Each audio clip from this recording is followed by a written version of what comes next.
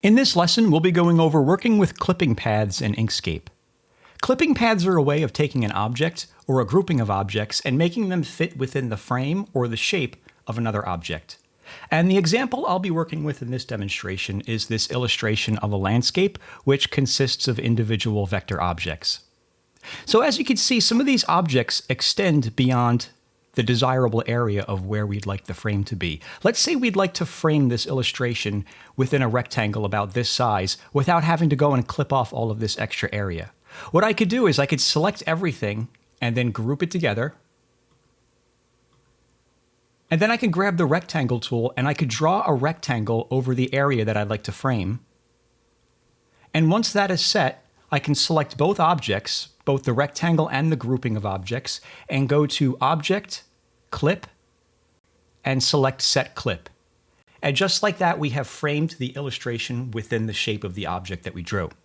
Now, the good thing about working with clipping paths is that it's non-destructive, meaning you can undo them at any time. So let's say I wanted to change the position or maybe make the rectangle bigger or smaller. I could just select the object and go to Object, Clip, and choose Release Clip. And just like that, we're back to where we started. Another useful thing about working with clipping paths in Inkscape is that they also work on pixel-based images, not just vector objects, which I'll demonstrate here. So I have this image of a penguin on a chair, and let's say I wanted to make this part of the image fit within a circle. I could just grab my circle tool and hold Control and click and drag, and now I can select both objects, and I can make a clipping path out of them by pressing Control-M or Command-M if you are a Mac user. And that's the shortcut for creating a clipping path. Now, if you want to release that, you would just press Alt-M or Option-M if you're a Mac user. Now let's say we wanted to create a pop-out effect like I did in the thumbnail of this video, where the penguin's head descends or extends beyond the circle. What I could do is I could scale down the size of the circle and place it right about there, and then I could use the pen tool to draw a shape going around the penguin's head and unify it with the circle. So I'll demonstrate that real quick. I'll grab the pen tool. I'm going to use the B-spline settings so I can draw smooth lines, and then I'll just start clicking to place points along the edge of the subject. And I'll finish up by clicking on the original point. And now I'm going to grab my select tool and click on both objects and go to Path Union, and now we have a single shape from that. And if I select both the shape and the image, I can make a clipping path by pressing Command-M, and just like that, we've created that photo pop-out sort of effect. Another thing you could do with clipping paths is use it to stylize your text. So I'm going to use this image here as a fill for some text I'm going to create. So I'm going to grab the text tool,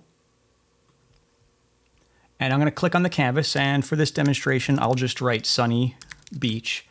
And I'm going to press Control-Alt-T to open up the text menu, and the font I'm going to use here is Montserrat. This sort of thing works much better with a very heavyweight font, and Montserrat Black is a good font for that. So let me decrease some of the spacing between the lines, and then I'll decrease some of the spacing between the letters.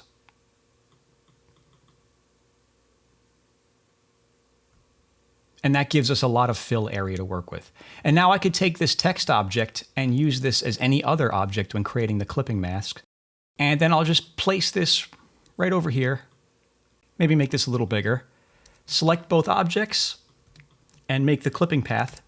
And just like that, we've created some stylized text using clipping paths.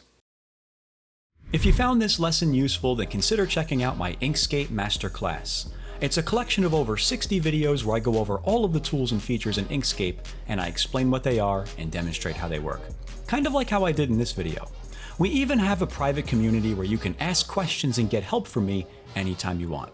And best of all, there's no monthly membership fees. You just pay $17 one time and you're in for life. I'll have some information about that down below if you want to check that out. As always, thanks for watching.